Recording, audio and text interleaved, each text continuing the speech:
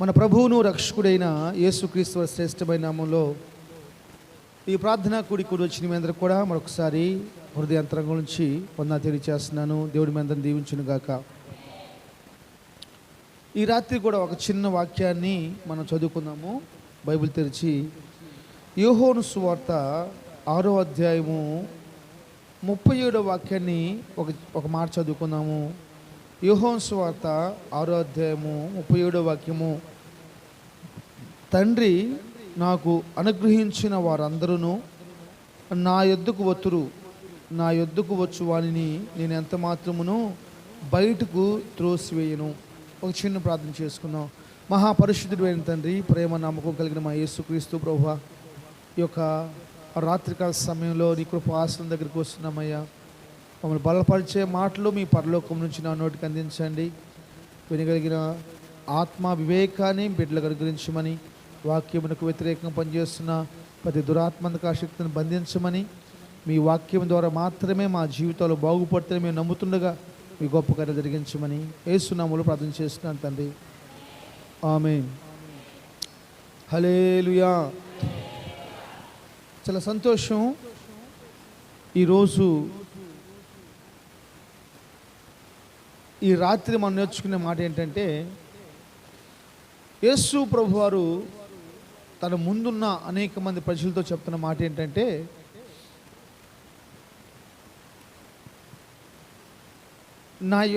నా దగ్గరకు వచ్చిన ఎవరినైనా సరే నేను త్రోసివేయను. నా దగ్గరికి ఎవరు వచ్చినా సరే నేను త్రోసివేయను అని మాట్లాడుతున్నాడు. నిజంగా చూడండి, ఒక వ్యక్తి అపరిశుద్ధంగా మన దగ్గరికి వస్తే మనం ఎంత చెదరించుకుంటాం.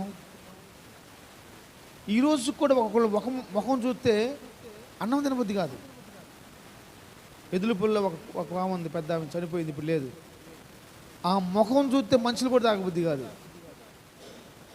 నల్లగా అసలు చండాలంగా ఉంటుంది. కానీ ఆమె శుభ్రం చూసామనుకోండి, ఇది చెప్పాల్సిన అగమ్య గోచరం కాదు. చీమిడి కానీ పిల్లవాడి దగ్గర కానీ రాదు అసలు. ఆమె ఆ ముఖం చూస్తే అన్నం కూడా తినబుద్ధి కాదు అసలు. నిజంగా చెప్తున్నాను నేను. కొంతమంది అంత దరిద్రంగా ఉంటూ వీళ్ళు నిష్ఠగా ఉండాలని చూస్తూ ఉంటారు. అయితే దేవుని వాక్యం ఏం బోధిస్తుందంటే, యేసు ప్రభువారు ఏం చెప్తున్నారంటే, నా దగ్గరికి ఎంతమంది వచ్చినా, నా దగ్గరికి ఎలాంటి వారు వచ్చినా కానీ నేను వారిని త్రోసివేయను అని మాట్లాడుతున్నాడు. హల్లెలూయా. దేవుని బిడ్డలారా, ఈ రాత్రి దేవుని ప్రేమ అగమ్య గోచరము, అది ఎవరికి అర్థం కాదని మీరు అర్థం చేసుకోవాలి. హల్లెలూయా. నువ్వు గనక దేవుని ప్రేమను తెలుసుకుంటే ఆ యొక్క భావాన్ని మనం అర్థం చేసుకోగలం. ఒక వ్యక్తి ఎలాంటి పరిస్థితిలో ఉన్నా సరే, ఈ నోరు ఎన్నిసార్లు దేవుని దూషించింది. నేను స్కూల్ కాడికి వెళ్ళాను, ట్యూషన్ కాడికి వెళ్ళాను, ఎవరు కావాలి అని నేను చెప్పి అడిగింది. అంటే లీడియా గ్రేస్ అని కేకేస్తాను. నేను లీడియా గ్రేస్ అని చెప్పి అన్నాను.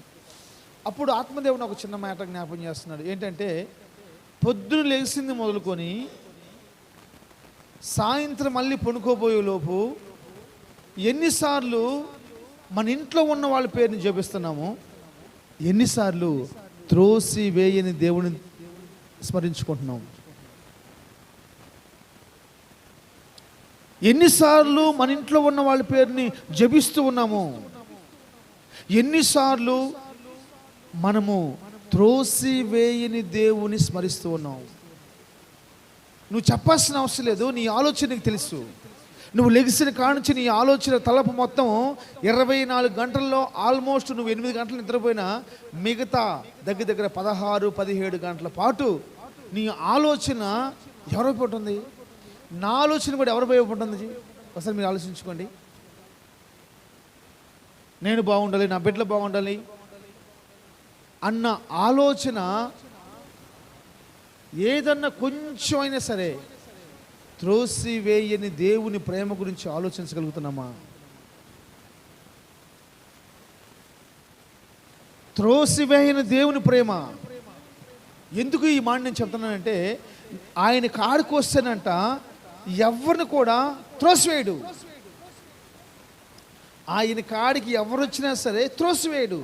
ఎలాంటి వారు వచ్చినా త్రోసివేయడు. నా దేవునికి మనస్సు ముఖ్యం కానీ మనిషి ముఖ్యం కాదు. కొన్ని ప్రాంతాల్లో కొన్ని ప్రజలు కొన్ని ఆరాధనలు చేసుకుంటూ ఉంటారు. ఆ స్థలానికి పోవాలంటే శుభ్రంగా తలంగపోసుకోవాలి, కొత్త బట్టలు ధరించుకోవాలి, బాహ్య రూపం అందంగా తయారు చేసుకుని పోవాలి. కానీ ఇక్కడ మనం చదువుకున్న ఈ దేవుడు మాత్రం బాహ్య రూపాన్ని చూసే దేవుడు కాదు. స్తోత్రం. నువ్వు మురుగుతో వస్తావా ఎట్లా వస్తావో అనవసరం. అయితే నువ్వు ఆయన కాడికి వచ్చావనుకో నేను త్రోసివేయడు. మరి నాకు వచ్చిన ఒక రెండు మాటలు మీకు చెప్తాను. నాకు వచ్చిన ఆలోచన ఏంటంటే, దేవుడు ఒక వ్యక్తిని త్రోసివేయకపోతే అనేక మంది ఎందుకని దేవుని యొక్క ప్రేమను రుచి ఎరిగిన తర్వాత యేసు ప్రభువే దేవుడిని చెబుతూ కూడా మందు తాగుతూనే ఉన్నారు, వ్యభిచారం చేస్తూనే ఉన్నారు, వడ్డీ వ్యాపారం చేస్తూ ఉన్నారు, అబద్ధాలు ఆడుతూనే ఉన్నారు, మోసాలు చేస్తూ ఉన్నారు, స్వార్థం చూపెడుతూనే ఉన్నారు. ఎందుకని? యేసు ప్రభు నెరిగి కూడా నేను త్రోసివేయను అంటున్నాడు. నేను త్రోసివేయను అంటున్నాడు. ఈ త్రోసివేయన దేవుని దగ్గరికి వచ్చి కూడా చాలామంది పొద్దున నేను మాట్లాడుకుంటున్నాం. రాత్రి ఫంక్షన్ జరిగిందని చెప్తున్నప్పుడు నేను వాళ్ళ గురించి తెలియదు నాకు. కంగడపల్లి నుంచి వచ్చారంట, వాళ్ళ గురించి చెప్తుంది మా చెబుతా మాట్లాడుతున్నప్పుడు ఆ పై అంతస్తు మొత్తం దేవుని సేవకుడికి అంటని చెప్పేసి అంటుంది. బా ఎంత మంచి విశ్వాసులు. ఇల్లు కడుతున్నప్పుడు దేవుని గురించి, దేవుని సేవకుల గురించి ఒక వ్యక్తి ఆలోచిస్తున్నాడంటే ఎంత ప్రాణార్పణగా పోయిపడుతున్నాడండి. అంటే తన సంపాదనలో కొంత అమౌంట్ దేవునికి, పరిచర్యకి, సేవకులకి ఆయన ఖర్చు పెడుతున్నాడంటే ఎంత ప్రేమించి ఉండాలి. ఏమండి మీ ఇంటికి వచ్చి ప్రార్థన పెడతాం ఎక్కువ అంటే 1000 రూపాయలు కానుక, రాత్రి కనీసం ఆయన 20-30 రూపాయలు కానుక ఇచ్చి ఉంటాడు నాకు తెలిసి.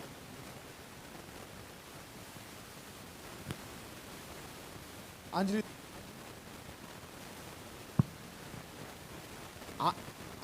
వస్తే ఆమెకి 22,000 రూపాయలు కానుక,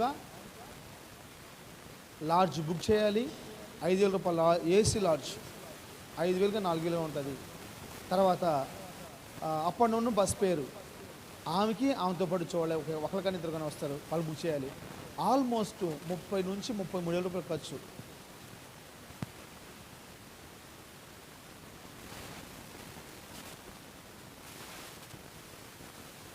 నాకు ఇచ్చేదేమో 500 లేకపోతే 1000 రూపాయలు. నాకు 365 రోజులు ప్రార్థన చేసి, ప్రార్థన పూర్వకంగా నింపబడి, ఆ సభల కోసం ప్రార్థన చేసి అక్కడికి వెళ్ళానుకో 500, 600, 700, 800, 900, 1000, 1000కే గడ్డ ఉనిగిపోతుంది. అక్కడ 30,000 కడతానికేమో సంతోషంగా ఎంత భయభక్తులతోటో 2-3 అప్పచెప్పేసేసి వాళ్ళు వాడికి వచ్చిన ఫుడ్డు మనకు సాంబారు పెట్టినాక మనం తినేస్తాం. చూడండి, ఒక వ్యక్తి దేవుని ఎంత ప్రేమిస్తే మనం అలా చేయగలుగుతాం. దేవుని కోసం ఎంత ప్రేమిస్తే అలా చేయగలుగుతామా? నువ్వు ఎంత బాగా ప్రేమిస్తున్నావు దేవుడిని సహోదరి, బాబు, దేవుడిని ఎంత బాగా ప్రేమిస్తున్నావు? మన ప్రేమని నేను త్రోసివేయని దేవుడిని గుర్తుపెట్టుకో. అందుకని ఆయన ప్రేమించాలి. ఎందుకు పడిపోతున్నారు? ఎందుకు వెనకైపోతున్నారు? త్రోసివేయని దేవుడి దగ్గరికి వచ్చి కూడా ఎందుకు త్రోసివేయబడుతున్నారు అంటే, దేవుడు త్రోసేసే దేవుడు కాదు, కానీ వారి క్రియలు, వారి పనులే ఆటోమేటిక్గా వాళ్ళు ఏం చేస్తున్నారు తెలుసా? పడిపోయే స్థలంలో ఉంటున్నారు, పడిపోతూ ఉన్నారు. కొంతమంది పడిపోయే స్థలంలో ఉంటున్నారు, కొంతమంది పడిపోతూ ఉన్నారు. త్రోసివేయని దేవుడు నువ్వు ఎంతగా ప్రేమిస్తున్నావు? త్రోసివేయని దేవుని నేను మాట్లాడుతున్నమాట. అదే నువ్వు ఎంతగా ప్రేమిస్తున్నావు, ఎంతగా ప్రేమించగలుగుతున్నావు. ప్రేమించాలన్న మనస్సు అసలు మనకు ఉంటుందా అమ్మా? హల్లెలూయా. గుర్తుపెట్టుకోండి, నేను ఎంత మాత్రం త్రోసివేయను. ఇది మీ మనసులో ఉండిపోవాలి. నీ దేవుడు నిన్ను, నీ కుటుంబాన్ని, నీ బిడ్డల్ని ఎంత మాత్రము త్రోసివేయడు. హల్లెలూయా. పొద్దున లేచిన కాంచి సాయంత్రం వరకు నా కుమారుడో, నా కూతురో, నా కొడుకో, నా అల్లుడో, నా కోళ్ళో, నా బిడ్డలో అని చెప్పేసి అని మనం ఎవరి గురించి అయితే వారి పేర్లు స్మరిస్తూ ఉంటామో వాళ్ళు మనల్ని తుణికిరేస్తారు, ద్వేషిస్తారు, మనల్ని నెట్టివేస్తారు కూడా. అనుకూలతను బట్టి ప్రేమిస్తారు. వాళ్ళకెళ్ళి సపోర్ట్ చేస్తేనే ప్రేమిస్తారు, వాళ్ళకి సపోర్ట్ చెప్పలేకపోతే వాళ్ళు ద్వేషిస్తారు, మనం ద్వేషిస్తారు. కానీ నువ్వు ఎప్పుడు పోయినా కానీ దేవుడు త్రోసివేయడంట. నువ్వు ఎప్పుడు వచ్చినా సరే త్రోసివేయడంట. స్తోత్రం చెప్పండి చేతులెత్తి. హల్లెలూయా. ఆయన త్రోసివేయిన దేవుడు, ఆయన త్రోసివేయిన దేవుడు. ఈ రాత్రంతా మీరు ఈ నామాన్ని స్మరించండి, నన్ను త్రోసివేయిన దేవుడు అయ్యా. ఒకవేళ యేసు ప్రభు కనుక త్రోసివేసే ఆత్మ గనక కలిగి ఉంటే ఈ రాత్రి మనం ఇంతమంది ఇక్కడ కూర్చొని ఆ దేవాదేవుని ఆరాధించడానికి అర్హత లేదు. క్లీన్ చేసేవాడు, ఎప్పుడు క్లీన్ చేసేవాడు. ఆదామని ఫస్టే వాడిద్దరిని తీసిపడేసేసి నోటి మాట ద్వారా మళ్ళీ ఆదామని అవని కలుగు చేసేవాడు. నోటి మాట ద్వారా కలుగు చేసేవాడు, ఆదామని అవని కలుగు చేసేసేవాడే.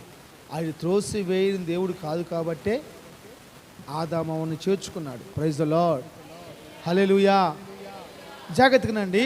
ఒకటి, ఆయన త్రోసి వేయని దేవుడు కాదు. అయితే ఎందుకని ఆయన యొక్క ప్రేమను తెలుసుకున్న ప్రజలు, ఆయన దగ్గరికి వచ్చిన ప్రజలు వెనకైపోతున్నారు, పడిపోతున్నారు, ఆత్మీయతలో డౌన్ అయిపోతున్నారు. ఒకప్పుడు ఎంత ఆత్మీయంగా ఉన్నవాళ్ళు, గంటల గంటలు మోకరించిన వాళ్ళు. నేను రక్షించబడ్డ కొత్తలో కదా, నేను సాగుకు వచ్చేంతవరకు కూడా ప్రార్థన చేసుకునేటప్పుడు చాలామంది నేను చూస్తూ ఉంటాను, వాళ్ళని ఆశీర్వదించు, ఈ విషయంలో ఆశీర్వదించు అని చెప్పేసి అని ప్రార్థన చేస్తూ ఉంటారు. నేను తప్పట్లా మాట. అయితే ఏ రోజు కూడా అదేందో తెలీదు, నేను చెప్పలేదు, సేవకులు చేయలేదు, ఇతను చేస్తున్న వ్యాపారాన్ని ఆశీర్వదించు, కష్టాన్ని ఆశీర్వదించని ఏ రోజు కూడా నాకు ప్రార్థన చేయలేదు. నేను అనుకుంటూ ఉంటాను, ఎందుకని నా కోసం ఇలా ప్రార్థన చేయట్లేదు అని చెప్పి అనుకుంటా వాడిని. స్తోత్రం. హల్లెలూయా. నేను దేవుని సేవలో ప్రాణార్పణంగా పోయిబడుతూ పరిచయం చేస్తూ ఉన్నాను కాబట్టి ఆటోమేటిక్ దేవుడు ఆశీర్వదించేస్తాడు. ప్రైజ్ అలా. అందుకని చేపించుకుని తప్పంటలా నేను, అందుకని చేయించుకుంటూ నేను తప్పంటలేదు. చాలామంది, నెంబర్ 1, చాలామంది త్రోసివేయని దేవుని దగ్గరికి వచ్చేసి వెనకెందుకు వెళ్ళిపోతున్నారు. దేవుడు ఏం చేస్తాడు మా? దేవుడు ఏం చేయడు. నువ్వు ఎన్ని చేసినా కానీ ఆయన పేరు మీద ఎన్ని మోసాలు మనం చేసినా, ఎన్నిసార్లు ఆయన మోసం చేసినా, వీడికి అనుకున్నది జరగలేదంట. అనుకున్నది ఏదో నిన్న ఆయన అంటున్నాడు, మనసులో యేసు ప్రభుని తలుసుకోవాలంట. చేతి ఏం చేయాలంట? మనసులోనేమో యేసు ప్రభుని తలుసుకోవాలి, చేతితోనేమో కొబ్బరికాయ కొట్టాలంట. మనసులోనేమో యేసు ప్రభుని తెలుసుకోవాలంట, స్టవ్ పైన పాలు పొంగించాలంట. మనసులోనేమో యేసు ప్రభుని తెలుసుకోవాలంట, చేతిలోనేమో చపాతి, పసుపు బియ్యం వేయాలంట, పసుపు బియ్యం చల్లాలంట, ఏమంటే అక్షంతలు వేయాలంట. ఎవరు మనసులో ఏం తెలుసుకోవాలి? మనసులో దేవుని తెలుసుకొని ఏం తీసుకొని కొట్టాలి అంటే, మనం అన్నాం అనుకో, వాళ్ళని తెలుగుగా సమాధానం చెప్తున్నారండి. ఆ రోజు దావీదు గారు కూడా మనస్సులో దేవుని తలుచుకున్నాడు, ఆ నున్నటి రాయి తీసుకుని కొట్టగానే వాడు పడిపోయాడు. మనం ఏ రాయి తీసుకున్నామో కాదు, మనం తలుచుకొని మనం చేసే పని విజయవంతం అయిపోయింది. రాయితో గుడ్డుకుంటే బాగుంటుంది, కొబ్బరికాయ తింది గుడ్డుకుంటామమ్మా. దేవుని ప్రేమించిన వాళ్ళే, లేకపోతే ఆ పేరు వాడరు. యేసు ప్రభు పేరు వాడుతూ కొబ్బరికాయ కొట్టాలి, యేసు ప్రభు పేరు వాడుతూ పాలు పొంగించాలి, యేసు ప్రభు పేరు వాడుతూ అక్షంతలు తల పసుపు బియ్యం వేయాలి. యేసు ప్రభు, ఇది యెహోవా ఏర్పరిచిన ఏందమ్మా, ఇది యెహోవా ఏర్పరిచిన దినము, ఇది యెహోవా చేత సిద్ధపరచబడిన కార్యం. ఆ అమ్మాయి ఆ అబ్బాయి అంట యెహోవా చేత ఏర్పరచబడ్డ కార్యం. వివాహం అన్ని విషయంలో ఘనమైంది, కానా విందులో దేవుడు చేసిన అద్భుతాలు అని కార్డుల పైనేమో పేర్లు వేయించుకొని 4 మూలలు ఏం చేస్తారు? ఏందమ్మా ఆ వాక్యం బయటికి వెళ్ళిపోతే భయం కదా వాళ్ళకి, పసుపుతో కోల కడుతున్నారు. హల్లెలూయా. ఎందుకు ఇలా చేస్తున్నారంటే ఆటోమేటిక్గా వాళ్ళు భౌతికంగా బాగుండొచ్చు కానీ వాళ్ళు పడిపోతూనే ఉన్నారు. అవసరం లేదు. పసుపు కంటే, కొబ్బరికాయ కంటే నీ పైన నిత్యము త్రోసి వేయని దేవుని ఆత్మ ఉందని మర్చిపోవద్దు. బిగ్గరగా చెప్పాలి. సరిపోలా, సౌండ్ సరిపోలా. హల్లెలూయా, హల్లెలూయా.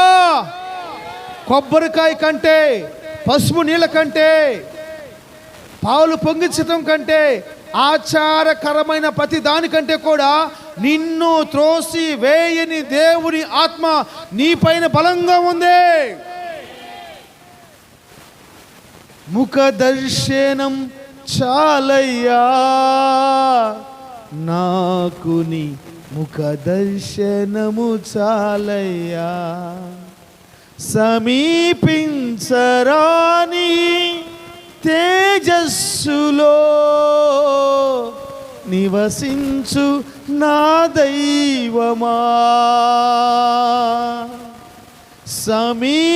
సమీపించరాని తేజస్సులో నివసించు నా దైవమా, నీ ముఖ దర్శనము చాలయ్యా నాకు, నీ ముఖ దర్శనము చాలు. హల్లెలూయా, హల్లెలూయా. పేరు మాత్రం దేవుడిదే, దేవుడు చెప్పేది చేయరు. పేరు మాత్రం దేవుడిదే, దేవుడు చెప్పే పనులు చేయనే చేయరు.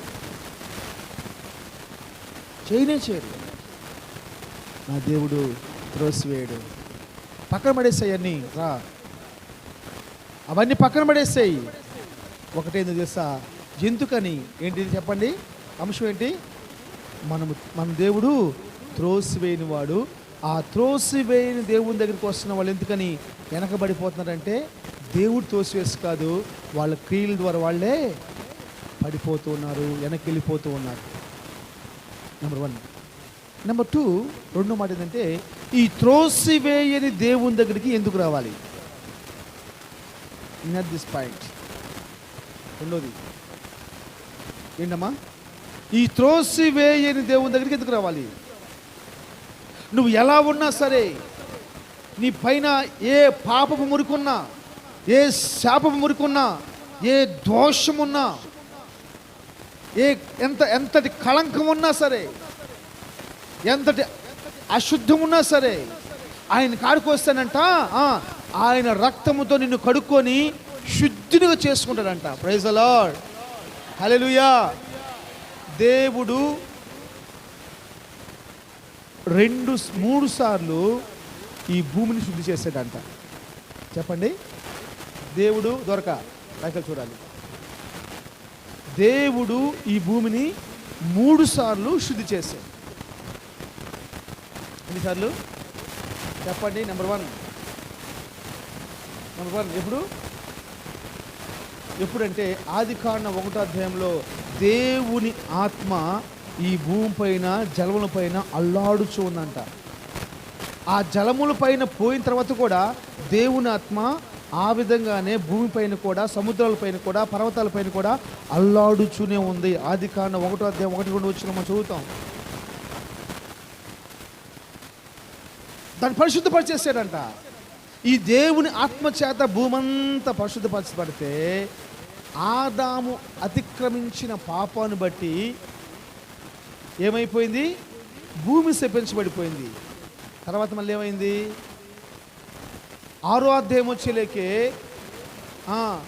దేవుని కుమారులు నరుల కుమారులతో పోయినప్పుడు మళ్ళీ పాపము చేసేసారు, మళ్ళీ భూమి శపించబడిపోయింది. ఇప్పుడు రెండోసారి దేవుడు పరిశుద్ధపరుస్తున్నాడు. దేంతో పరుస్తున్నాడమ్మా? దేంతో? నీళ్లతో పరిశుద్ధపరుస్తున్నాడు ఈ భూమి అంతటిని. ఆ నీళ్లతో పరిశుద్ధపరిచేసాడు, భూమి అంతటిని పరిశుద్ధపరిచేసాడు. మూడోసారి చెప్పండి. మూడోసారి దేంతో పరిశుద్ధపరిచాడు దేవుడు ఈ భూమిని? యేసయ్య రక్తం చేత పరిశుద్ధపరిచాడు. Praise the lord. సర్వ మానవాళి కోసము ఆయన కాచిన రక్తము భూమిపైన పడిందండి. భూమిపైన పడింది. ఒకళ్ళు యెరూషలేము పోయించారు. యెరూషలేము పోయి చేసేసి ప్రయాసపడి చాలా వస్తువులు కొనుక్కొచ్చారు. ఆ వస్తానే మనల్ని ప్రేమించి మన కోసం కూడా ఒక వస్తువు తీసుకొచ్చారు.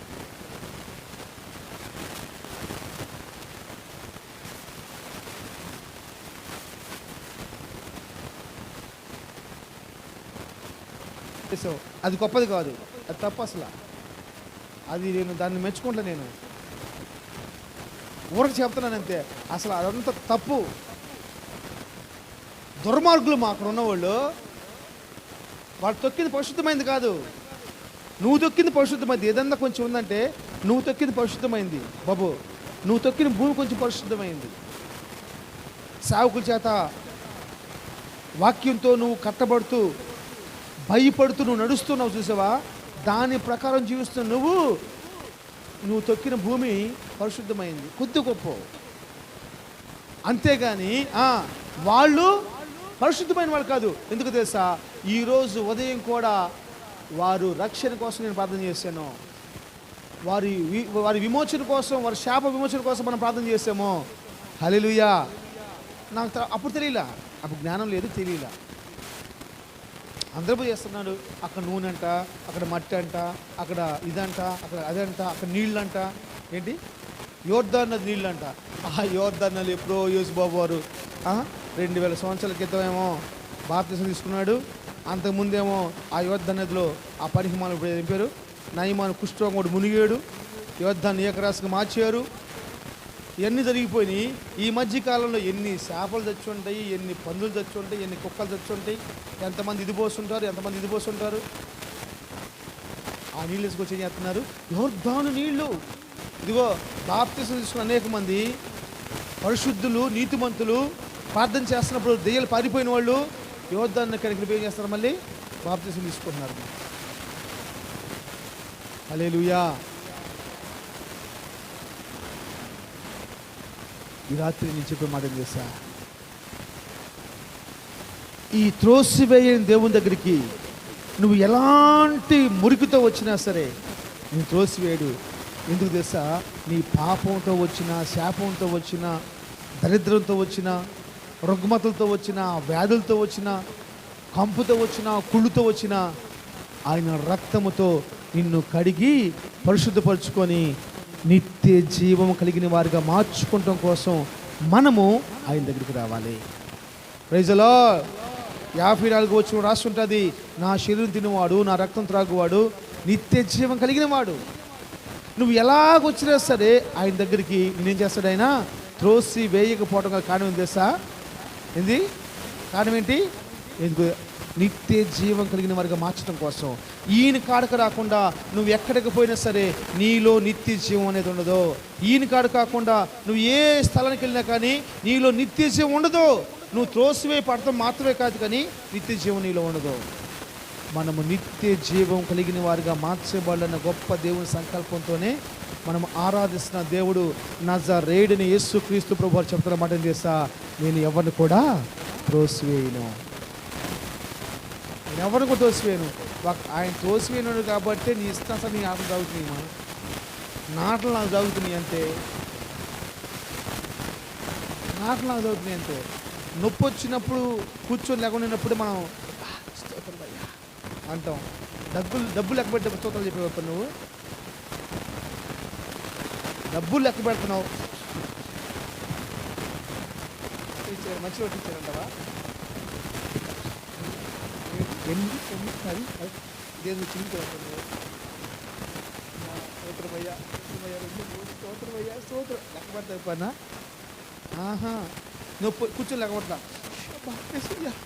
స్తోత్రమయ్యా స్తోత్రమయ్యా అయ్యా స్తోత్రమయ్యా. అమ్మా అవునే కదా?